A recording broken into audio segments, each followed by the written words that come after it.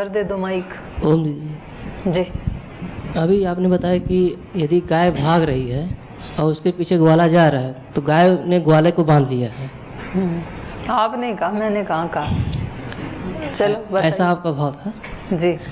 तो वहाँ पे गाय ने कैसे बांध दिया? वो ग्वाले की ज़रूरत है, उसका लक्ष्य है, उससे स्वार्थ पूरी हो रही है, तब इसलिए गाय के पीछे भाग रहा है। अगर चोर भाग रहा है, पुलिस को पकड़ रही है, तो वहाँ पे पुलिस का कर्तव्य हो रहा है, वो ड्यूटी से बंधा हुआ है, वो चोर से तो नहीं बंधा है। चोर से भी बंधा है, चोर उसको ले जा रहे हैं। वो ड्यूटी से बंधा इसलिए क्योंकि चोर से उसका कोई स्वार्थ नहीं है, जाए या ना है, लेकिन वो ड्यूटी उसे पूरी करनी है। स्वार्थ है इस व्यक्ति का तो, लेकिन और वहाँ उसका भी स्वार्थ ही है।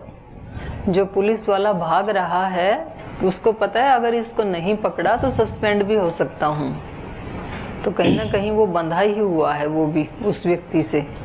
और यहाँ भी ये व्यक्ति गाय से बंधा हुआ है, क्योंकि गाय भाग गई तो इसके घर में लॉस हो जाएगा, नुकसान हो जाएगा। गाय के दूध से इसके घर परिवार में बच्चे पोषित होते हैं, दूसरे को दूध बेचता है, उसका जो गोबर गोमूत्र है उससे खाद आदि बना के अन्न पैदा करता है, तो कहीं ना कहीं ये बंधा ही हुआ है।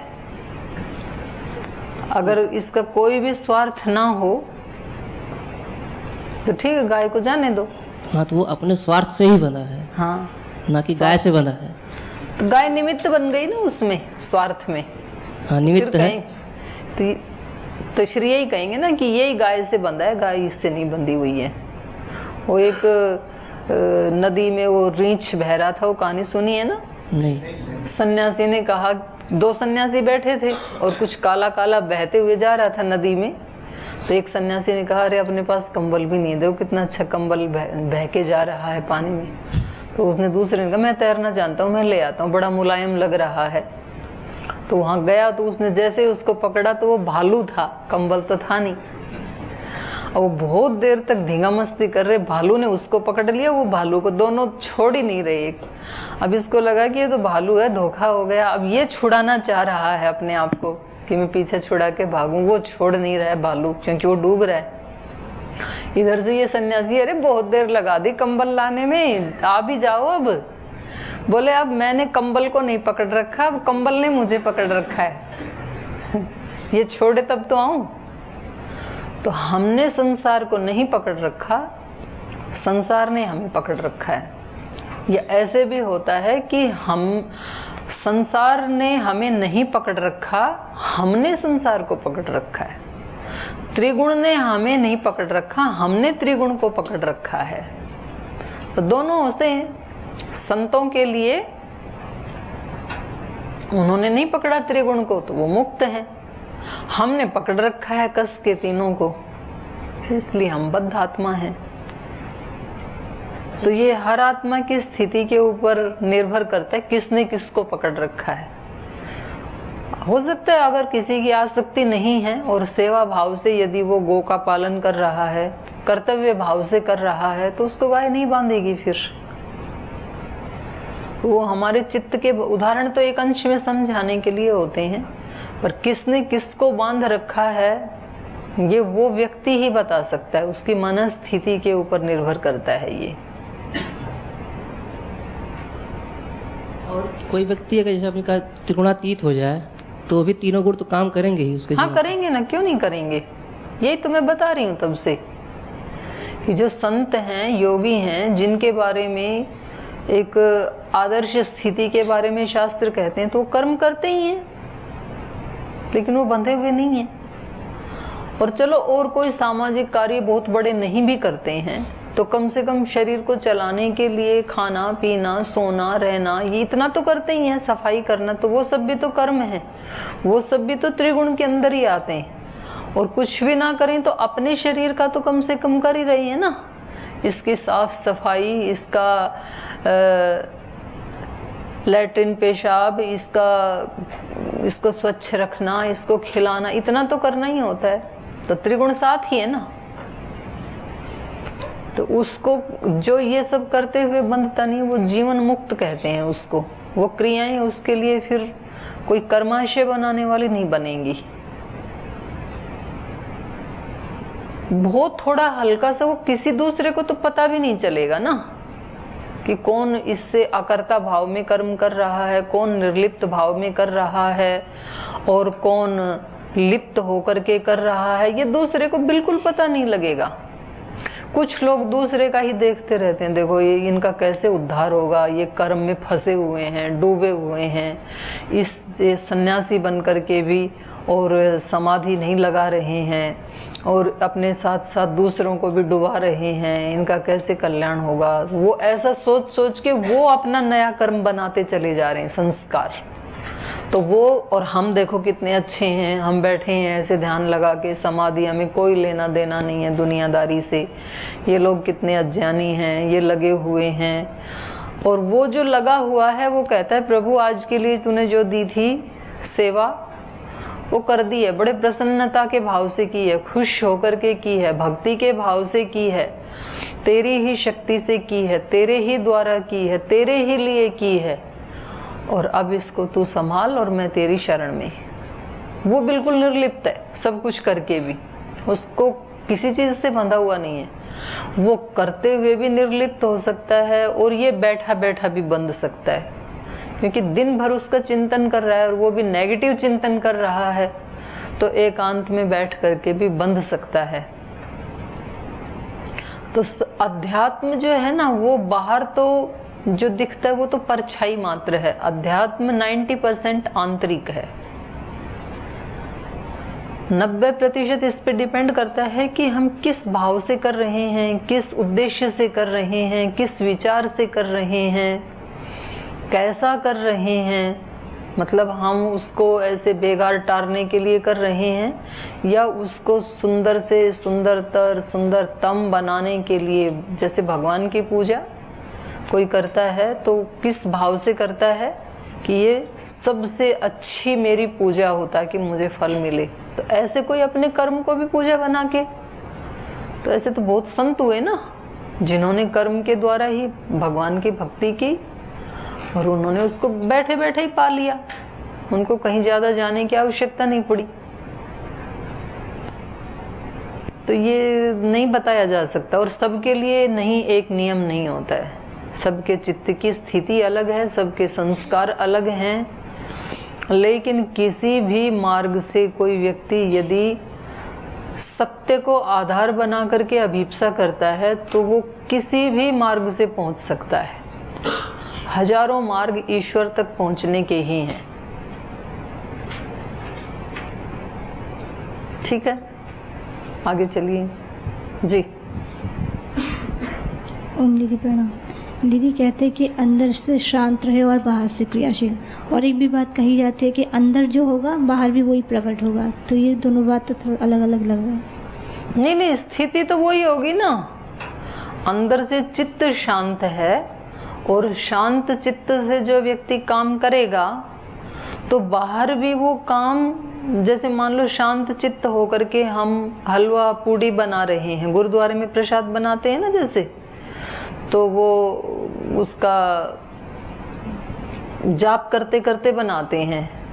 गुरु ग्रंथ साहिब की वो जो भी हैं उनके मंत्र हैं, जो भी हैं, गुरुवाणी का चिंतन करते हुए और एक बहुत सात्विक भाव में बनाते हैं। तो उसको जो खाने वाला व्यक्ति है उसके ऊपर वही प्रभाव पड़ेगा।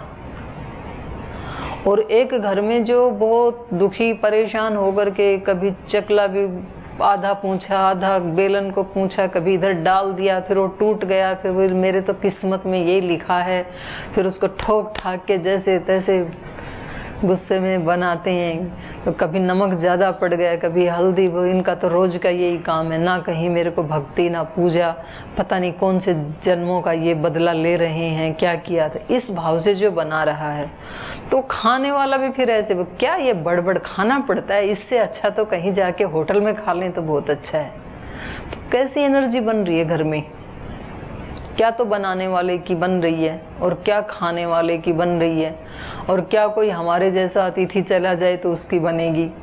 वे भागो यहाँ से, तो ये कहाँ ला करके रात बासा मिल गया आज। तो अंतर नहीं होता है क्या?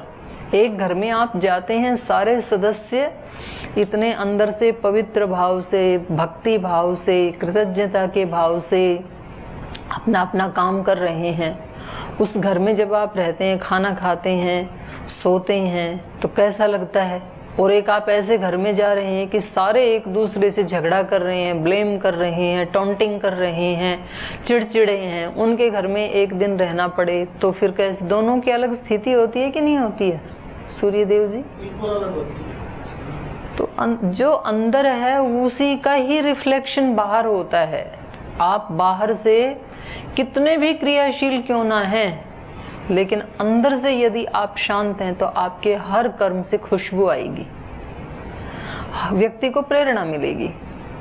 और यदि आप अंदर से टेंशन से युक्त हैं, विकारों से युक्त हैं, गुस्से से युक्त हैं, कामनाओं से युक्त हैं, तो बाहर आप कितने भी कर्म कांड कर लो, उनसे दुर्गंध आएगी,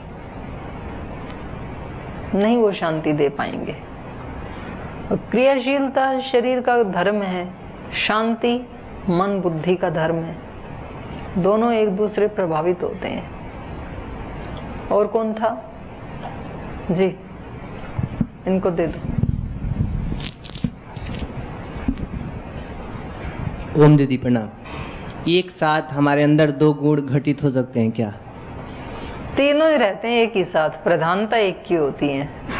लेकिन हम दौड़ते हुए गायत्री मंत्र पढ़ते हैं तो वो रजस और सात्विक, मतलब दोनों ही उसके गुण हैं, रजोगुण के। गायत्री मंत्र पढ़ रहे वो भी एक क्रिया है, दौड़ रहे हैं वो भी क्रिया है जी। कर्म जो है रजोगुण का ही परिणाम है जी। और ये परमात्मा से रुद्र, विष्णु और ब्रह्मा से क्या संबंध है? मतलब परमात्मा से रुद्र, विष्णु और ब्रह्मा से क्या संबंध है? दोनों में से लगा रहे हो, किसका किससे पूछ रहे हो? एक परमात्मा अलग। अच्छा। और तीन ब्रह्मा, रुद्र और ये विष्णु। कौन है? गीता में इसका वर्णन है ना? कहाँ है? अभी 14 अध्याय तक तो नहीं नहीं तो पढ़ रहे थे सुबह में वो क्या? पिछले अध्याय का 14 अध्याय तक तो नहीं आया। ब्रह्मा विष्णु महेश 13वें अध्याय का है। कौन सा? 16वें श्लोक। देखियो भाई कहाँ ब्रह्मा विष्णु आए 16वें श्लोक में, मेरे को तो ध्यान नहीं है। 13वें अध्याय में जी।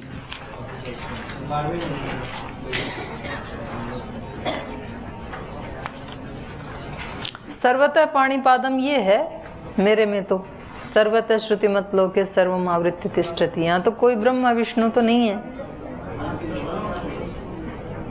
16वें श्लोक। अच्छा 16वां कह रहे हैं जी। अविभक्तम च भूतेषु विभक्तम इव च स्थितम भूत भर्तरी च तज्जेयम ग्रशिष्णु प्रभविष्णु च। किसको विष्णु कह रहा है तू? ग्रशिष्णु को जी। प्रभविष्णु को। ग्रशिष्णु तो संहार करने वाली, भगवान की शक्ति प्रलय करने वाली, और प्रभविष्णु माने उत्पन्न करने वाली। तो इसी को तो हम लोग मानते हैं कि पालन करने वाला विष्णु। हाँ हाँ। और संहार करने वाले वो शिव जी, रुद्र। तो इनका क्या संबंध है परमात्मा? ठीक है, शक्तियां हैं भगवान की, एक उत्पन्न करने वाली, प्रलय करने वाली, पालन करने वाली। या स्वयं ये परमात्मा है? एक ही परमात्मा की शक्तियां हैं, ये अलग अलग। आपकी अलग अलग शक्तियां नहीं है जी। एक पढ़ने वाली शक्ति है, एक खाने वाली शक्ति है, एक सोने वाली शक्ति है, ऐसे अनेक शक्ति हैं आपकी। बोलने वाली शक्ति है, देखने वाली शक्ति है, सुनने वाली शक्ति है जी। तो किस रूप में लोग आए? ऋषि मुनि के रूप में आए कि शक्तियां? आपकी शक्तियां किस रूप में है बताओ जरा। देखने की, सोचने की, सुनने की, खाने की, पढ़ने की, ये शक्तियां किस रूप में है आपकी? मनुष्य रूप में। मनुष्य रूप में तो शरीर है। तो कभी तो ये शरीर होता है और उस व्यक्ति को पढ़ना आता ही नहीं है, ऐसे नहीं देखा आपने? जी। तो मनुष्य, ये रूप तो शरीर का है, इन शक्तियों का क्या रूप है? सीरियल में देखे वो विष्णु। सीरियल छोड़ो ना आप अपने वाला बताओ। सीरियल में तो समझाने के लिए, अब आपको समझाने के लिए कुछ ना कुछ तो आधार लिया ही जाएगा ना। अब गीताकार ने शब्दों को आश्रय बनाया, शब्दों में बता रहे हैं। सीरियल वाले ने चित्र को आधार बनाया तो उसने चित्र बना दिया। जी। और गीता जी वैदिक है कि पुराण है? पुराण कहते हैं, जो सबसे पुराना ग्रंथ है उसको पुराण कहते हैं जी। और वैदिक कहते हैं जो वेद को प्रमाण मानता है जी। उसको वैदिक कहते हैं। और पुराण को महर्षि दयानंद जी और डुप्लीकेट बताया।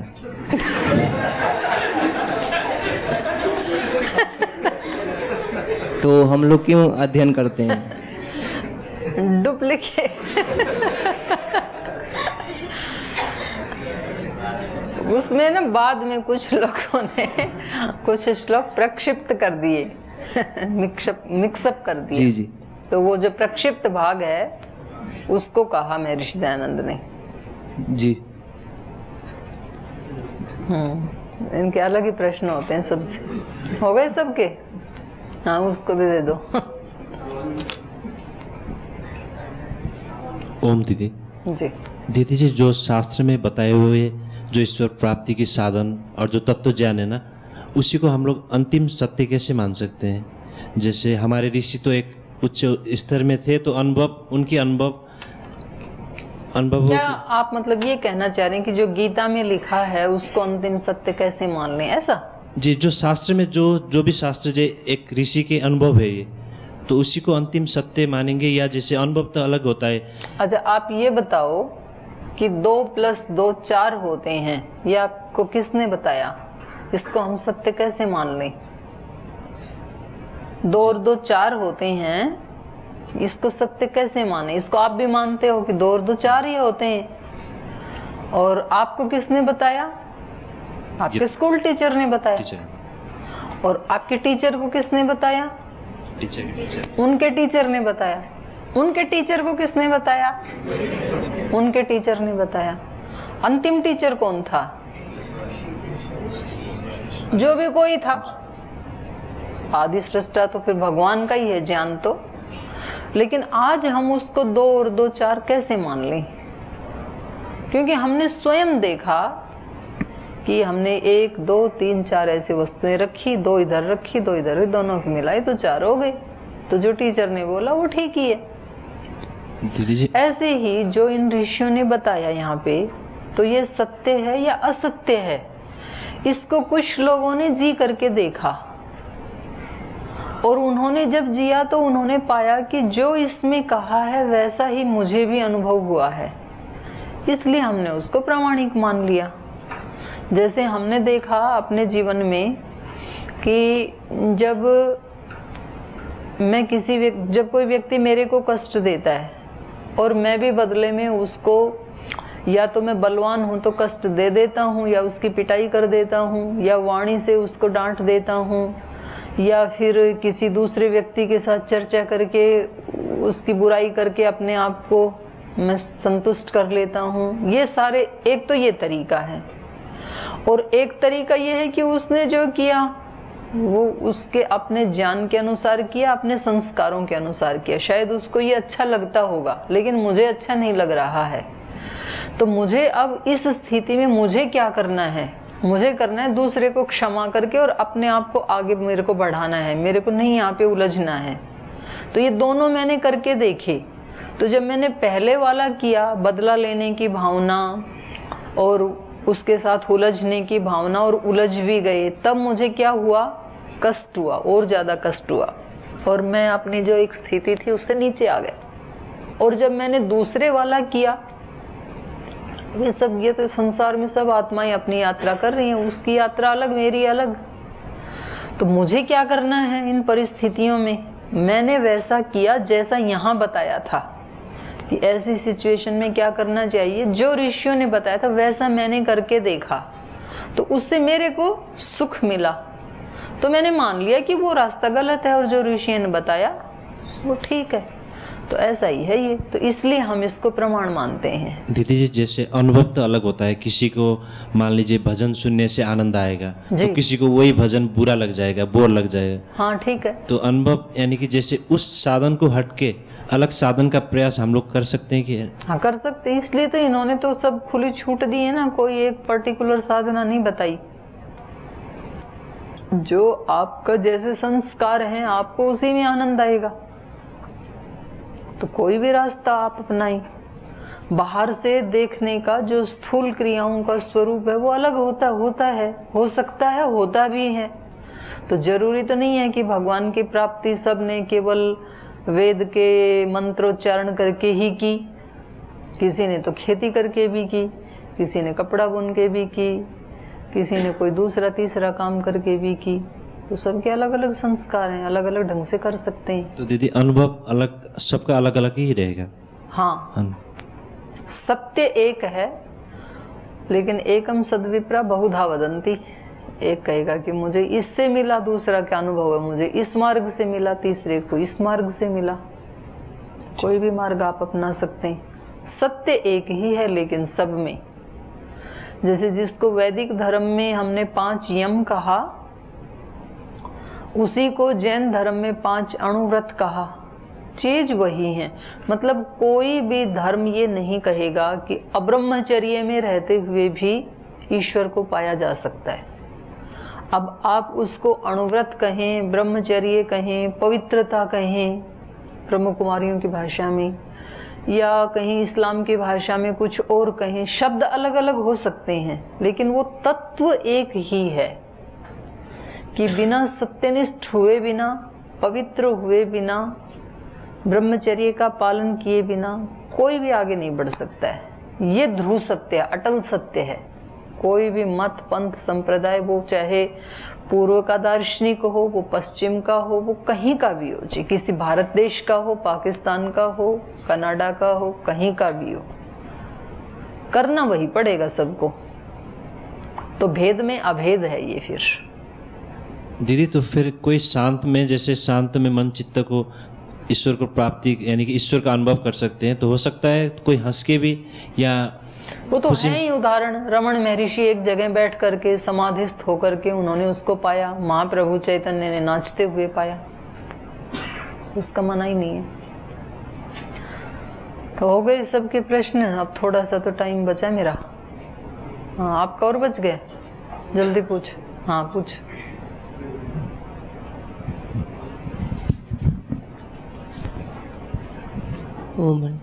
इनका प्रश्न ये था कि जैसे कोई व्यक्ति, किनका? आपका जो बताया, किसी और का पूछ रहे हो? तो इस पे मेरा पूछना है कि कोई व्यक्ति मर जाता है तो इन्होंने बताया था मुझे कि कोई भाव से कुछ दान करता है, किसी खिलाता है, तो क्या वहाँ तक पहुँचता है?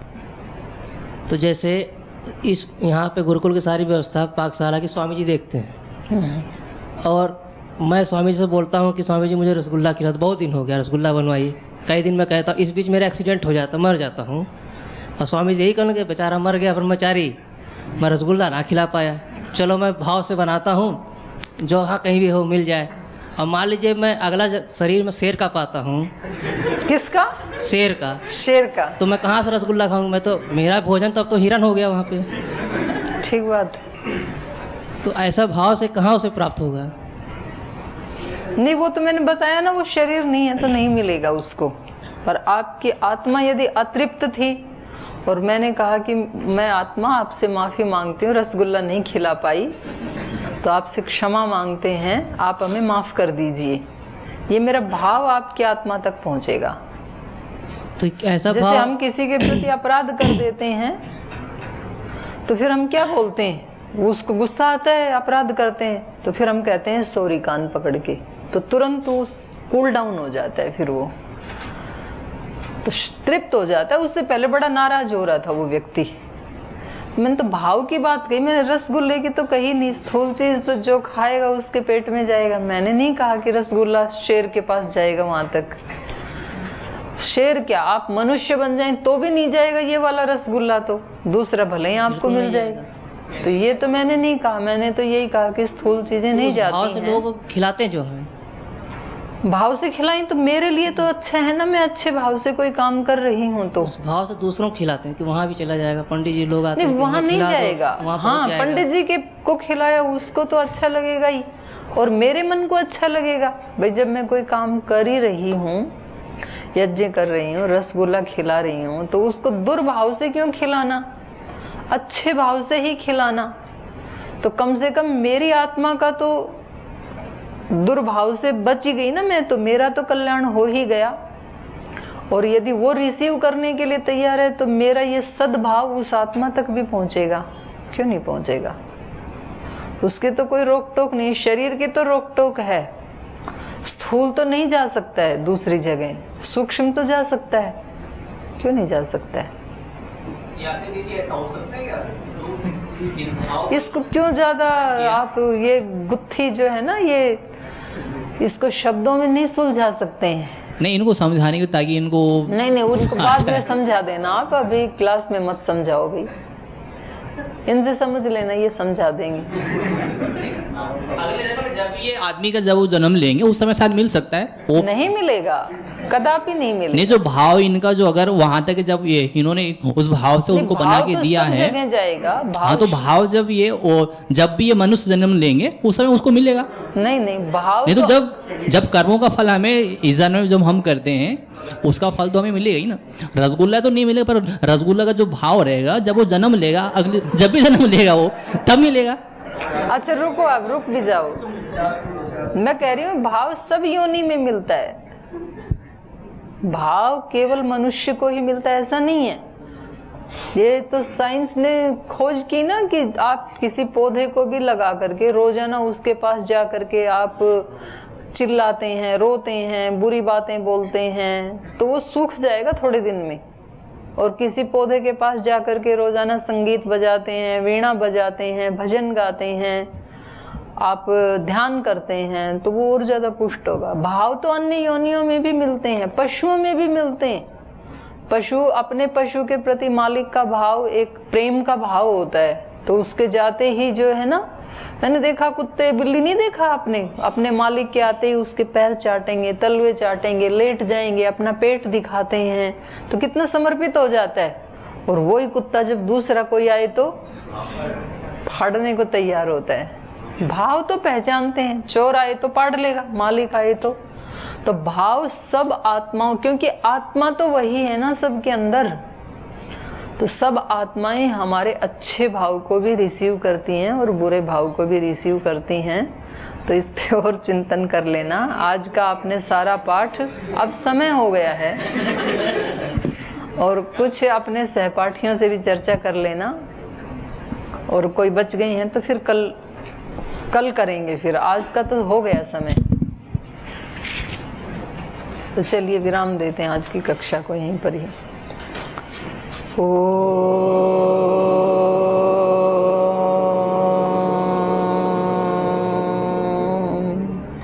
शांति शांति शांति। श्री गुरुभ्यो नमः।